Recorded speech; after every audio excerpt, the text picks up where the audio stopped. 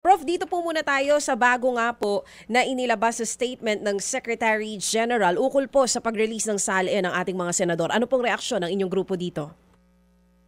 Kung ang tinutukoy mo ay yung pag-reaffirm ng 2019 na desisyon ng House, at saka ng Congress na summary lang ng SALN yung ibibigay, ang pinaka-ideal po sana ibigay hindi lang yung recent, kundi yung mga nakaraan pa.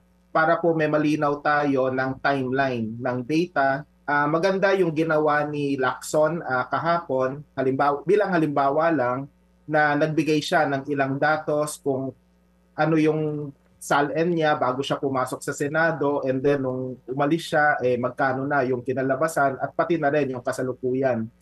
Sa tingin ko, yung mga ganong datos, yun yung mas kapanipaniwala at mas kapakipakinabang. Hindi lang sa media, kundi maging sa publiko. At saka Ted and DJ Chacha, we don't need a summary. Ang kailangan natin yung mismong datos. Matalino naman yung sambayanan para makita yung filled out form at malaman ano ibig sabihin ng assets, liabilities, at pag sinubtract mo, makukuha mo yung net worth. Kayang-kaya namang makompute yan ng ordinaryong mamamayan po. Kaya wag na nating insultuhin na hindi nila maiintindihan at kailangan nila yung summary.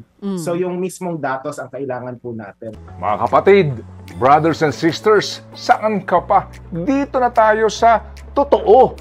Dito na tayo sa True FM. Mga kapatid, mag-subscribe and follow po kayo sa social media accounts ng True Network PH. Yan po kami. Hanapin nyo lang True Network PH, Facebook, Instagram, YouTube, TikTok, and podcast.